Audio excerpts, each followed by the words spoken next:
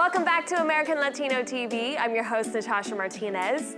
Blake Vaz is a singer, writer, musician, director, and Emmy Award winning producer who is constantly expanding his involvement in different areas of entertainment, arts, and even sports.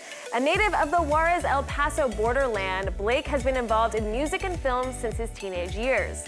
As the lead singer of the rock band the Mulberry Purple, Blake Vaz has toured all over the world, playing hundreds of shows. Now, with a few records under his belt and numerous collaborations with some of music's biggest names, his musical repertoire continues to grow. His vocal style combines soulfulness and power, and he brings it all right here to American Latino TV. My name is Blake Vaz. I'm a director, filmmaker, and I work in advertising.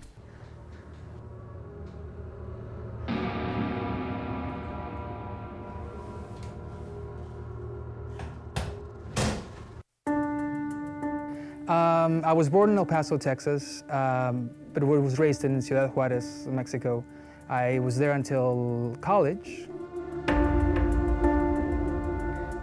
At that time, I think it was very common for many families. I mean, the situation at the border was very different than what it is now. For my family, there was never the idea of like, oh, I want to leave.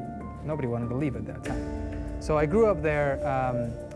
I've always been interested in music, and I started my first band when I was about 14, 15 years old.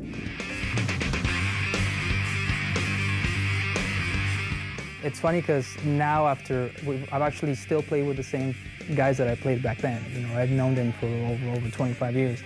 And I've noticed that I have a lot of footage. I'm working on a documentary about my own band because I have a lot of footage, and I always had a camera with me, and you know, the little videos, the first music videos for the band, I shot myself and all that. It's funny because that kind of developed into filmmaking. My first, I guess, assignment was creating content for these multicultural sites for one of our clients, Lexus. And the VP of multicultural marketing at the agency introduced me to Pili Montilla. And, you know, she's like, I think, you know, she said, like, Blake, you know, he's creating content now, but he's also a musician. I think you guys will hit it up. You know, and at that time, she was looking for a way to get her show Te Para Tres on the air. La música es mi fuerza, es mi compañía. La música es mi vida. And again, I think I immediately understood what she wanted to do, again, as a musician. I thought that the concept of the show was amazing. And, you know, I think that opportunity lends itself with the initiative that we do. It's called Viva Lexus.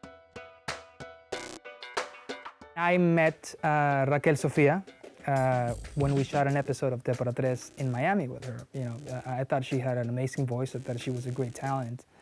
I loved the episode that we shot with her, but then we did a live show with her, and I was blown away.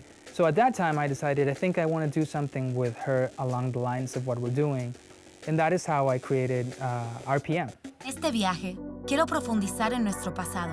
Quiero aprender más de esos elementos que hacen que la música latina sea tan especial.